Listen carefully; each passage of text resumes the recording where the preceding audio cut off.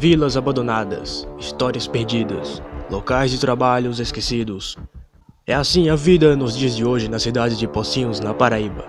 A antiga fazenda conhecida como Olho d'Água é um bom exemplo de um passado que conta a história da cidade de Pocinhos. O local era de um fazendeiro muito rico que decidiu construir a vila e uma capela para seus trabalhadores, que trabalhavam com sisal na época.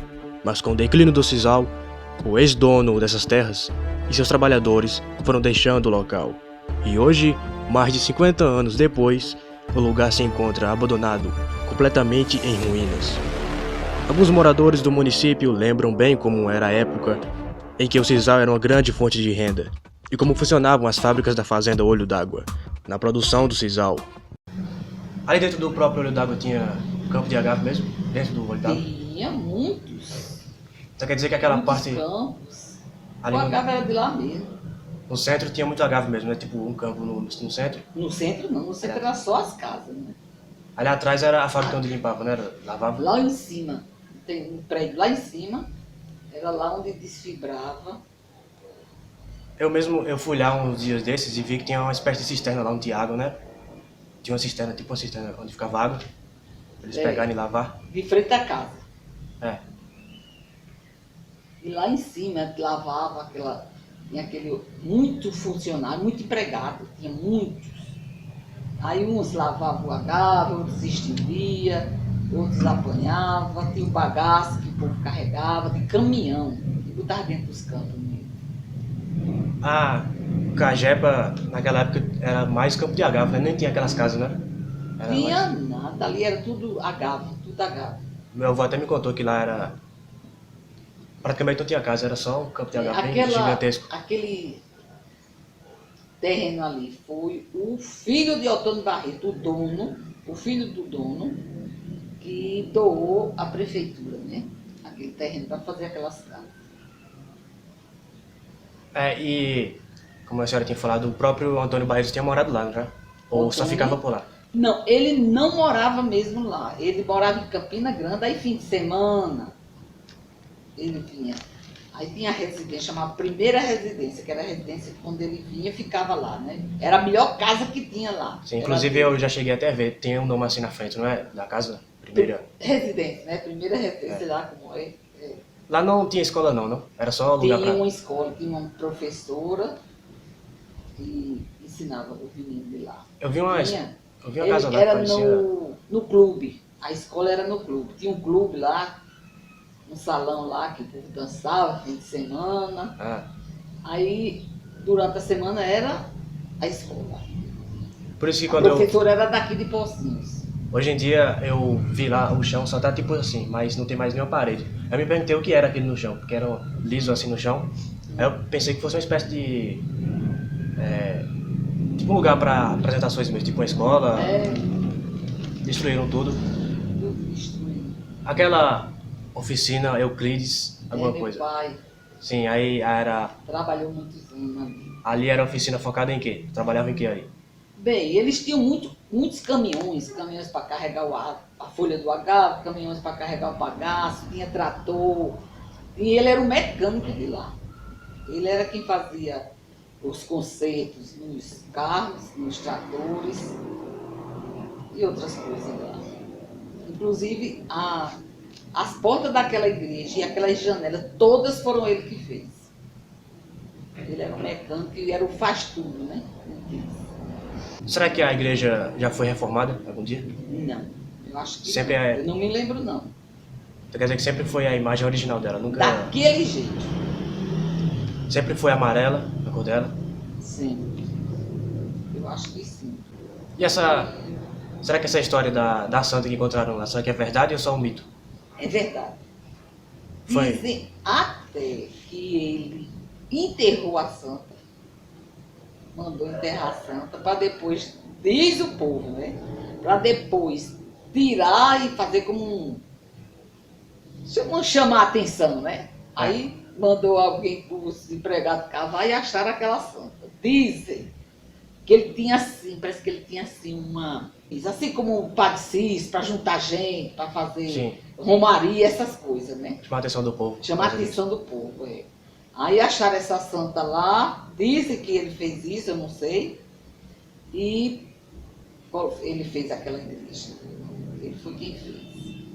Será que depois que ele faleceu, ele doou para algum dos parentes dele, filho, neto? Tinha filho, tinha Juarez, que inclusive Juarez foi quem fez a doação desse terreno para a prefeitura, que fez as casas, lá, a Cajeta, né?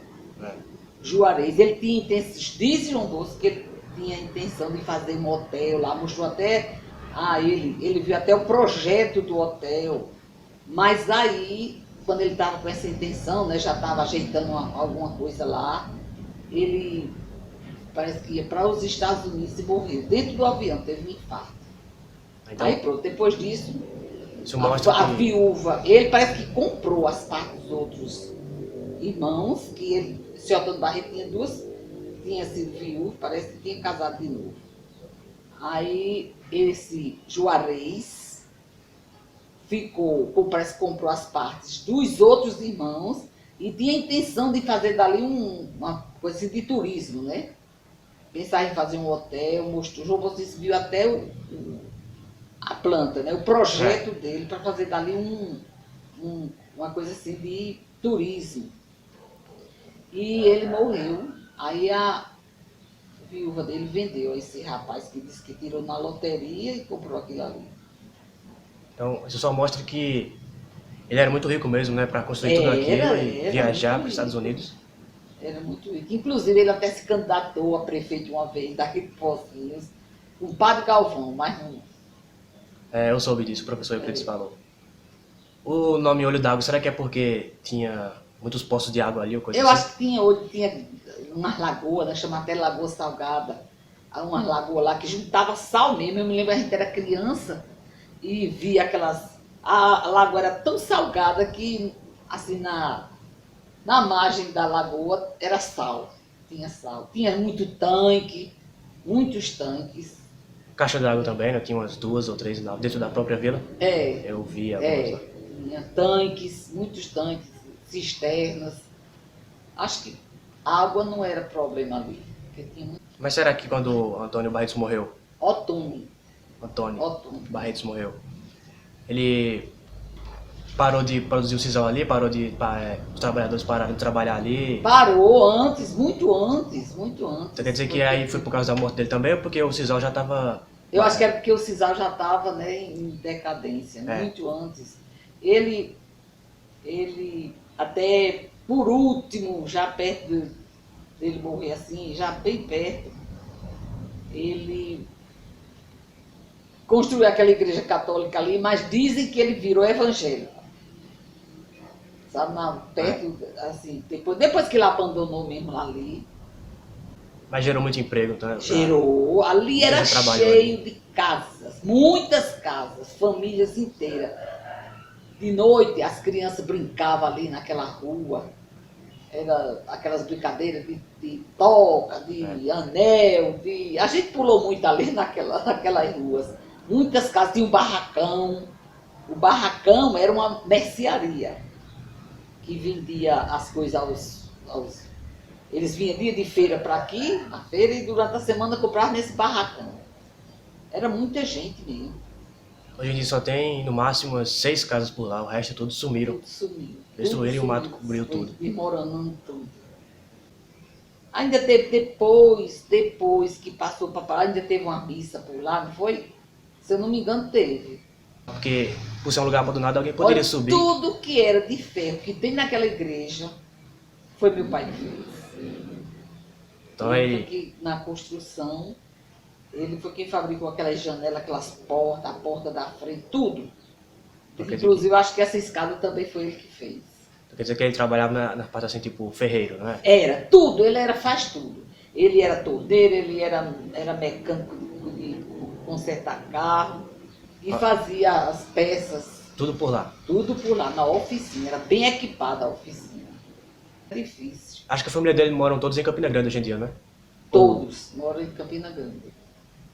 Juarez, esse Juarez era da outra família. Aí, parece da família mais nova, ele teve Valdívia, Vera Lúcia, Célia, parece. Parece que eram 3 filhas. Pronto, até um dia desse, veio aqui o Eduardo, neto dele. O neto dele, que eu acho que também sabia muita coisa. Sendo da família assim, Lá, eu sabia muita coisa mesmo. Nos fardos, aqueles fardos de bucha. Sim. Da bucha, né? Não era do agave mesmo, não era daquela parte do agave, era a bucha, que ele também tinha uma prensa, ele fazia, era enorme o armazém. E nesse dia que esse menino tocou fogo, ele estava cheio. Foi um incêndio grande. Foi esse Eduardo que tocou fogo. Que morava na outra casa que você viu. Tem duas casas ainda em pé, né? Tem essa primeira residência, né, que já está bem. E tem a outra, que foi uma dessas casas que a gente morou, essa casa. Esse menino morava lá. Esse morava direto lá, o filho de Otônio, sabe? Agora ele morava em Campina. Só vinha assim, fim de semana. Eu imaginei que lá tinha alguma coisa a ver com carros também, porque tem um lugar lá que acho que é para lavar carros, não sei. Aquele negócio que o carro sobe. Perto da oficina, né? Aí embaixo fica o acesso para a pessoa mexer na parte de baixo do carro. Para conservação dos carros, né? Porque tinha muitos tratores. Tinha muito trator, muitos. Eles faziam alguma coisa com o sisal além de produzir a fibra? Tipo algum artesanato, alguma coisa assim? Não. Só faziam... Naquele tempo o povo não usava muito esse negócio de artesanato. Aí... Era somente mesmo o agave. O agave que eles produziam lá era para o próprio Brasil ou também para exportar? Eu acho que tinha exportação. Tinha. Era uma usina grande de esteira, né, que chamava máquina de esteira. Eles arrumavam aquelas folhinhas assim, e a máquina ia desfibrando lá. E o povo pegando, as mulheres pegando, outras lavando aquela fibra. Você vê, eu não sei se ainda tem, por trás dessa indústria lá, atrás tinha uma lavanderia, que era aquela mulher lavando aquela água verde. A gente era criança, achava tão bonito aquilo, aquela água verde, aquela água escorria, aí tinha o bagaço, aquele povo pegava aquele bagaço, botava lá, estendia por lá, depois muitas mulheres iam tirar aquela bucha, e o agave, eles iam estendendo, chama estaleiro, era aquele enorme, aquele mundo de terreno, com as cordas assim, aí aquelas mulheres botavam aquelas fibras estendidas, aí passava um dia, no outro dia, elas tiravam e faziam aquelas bonecas, chamavam boneca, amarravam assim aquelas bonecas do sisal, né, já beneficiado, e ali já tinha um caminhão que a prensa que arrumava, tinha a prensa que era muito movimentado aquilo ali, muito. Era uma indústria, igual uma indústria, muita coisa. Eu cheguei a ver... Muito funcionário, muito empregado. Essa parte aí onde elas lavavam, eu cheguei a ver e me perguntava o que era aquilo. Tinha seu Agripino Guimarães, que era o gerente, de lá, e do Olho d'Água.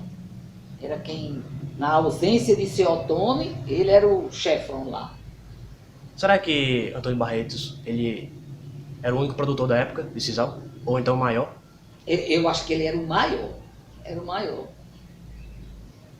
Quer dizer que lá foi mesmo o grande início da cidade de Pocinhos, né? Lá que desenvolveu tudo, muita gente conseguiu emprego ali. Lá é a história do início. Moravam lá mesmo, viviam direto lá. Vinha só aqui em Pocinhos, dia de feira. Lá é a parte principal, assim, histórica de Pocinhos, vamos dizer assim. Onde conta praticamente tudo de como a cidade se desenvolveu. Já que Pocinhos já foi, pelo que eu sei, a maior exportadora de sisal na época, há muito tempo atrás. Hoje em dia não, mas na época. Hoje em dia, com o caiu em declínio, é difícil encontrar um campo de agave também. Hoje em dia, a única fábrica de sisal que tem aqui em Pocinhos é ali, perto dos Correios, onde eles fazem ali eles tem a prensa, né, que eles compram aquela bucha. Eu nunca entrei ali, mas eu passo pela frente e dá pra ver algumas coisas. Eu gosto de vez em quando vai lá consertar a máquina. O sisal entrou em decadência há muitos anos, mas até hoje ele consegue gerar empregos. O sisal é o símbolo da história de Pocinhos. É triste saber que a primeira fábrica de sisal, que deu um grande avanço na cidade de Pocinhos, hoje se encontra em ruínas. Uma incrível história que está sendo esquecida cada vez mais pela população.